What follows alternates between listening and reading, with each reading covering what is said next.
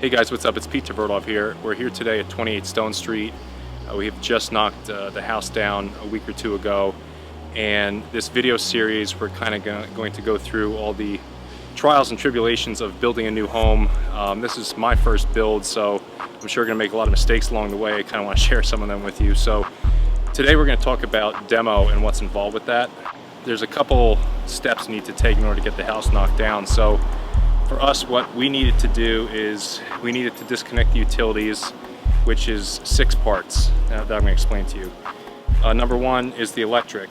You need to disconnect the meter boxes from the house, then you need to disconnect the wires from the house, okay? That's 2 of them. The gas, you need to disconnect the gas meters from the house, and then you need to cut the gas either at the curb or in the street, depending on your jurisdiction. Also, then we needed to disconnect the water from the house. We needed to disconnect the sewer from the house, okay? Once we got all those disconnections done, we also needed to do asbestos sampling on the home to make sure there's no asbestos. Once you get that done, you submit your demo permit, the building department signs off on it, and then you get the approval for demo. So the issues I ran into were, number one, I hired a piss poor contractor. The guy essentially walked off the project mid-demo, so he left a excavator here on the street. The property wasn't fenced, there was debris in the front, no police, nothing, and I had to scramble. I had to get a fencing company here in the pouring rain at night. I had to wait till 8:30 at night to get them here to fence the property. Next day, the guy left his excavator. We started to hand demo it, which was an absolute nightmare. I have footage of that I'll share with you guys during this video. And finally, I did what I should have done in the first place. I hired somebody very professional. They were a lot more expensive, but they showed up here.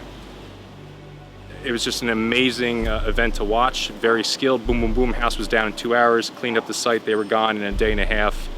And now it looks like a big sand pit for kids.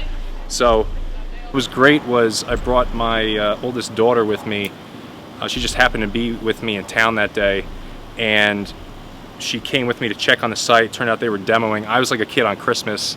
She got out of the car. She was watching the demolition. I was explaining to her what was going on. She was wearing her little hard hat, her Tverdov housing shirt. So that's a memory I'll have with me for a lifetime. So I would say if you guys have kids when you're doing this stuff, bring them along with you, because they'll remember that stuff, and who knows how it's going to shape how they are as a person. But it's something I'm definitely going to remember, and it made the whole, even though I went through so many headaches with the first contractor, it made the whole moment really worthwhile. That's how demo went.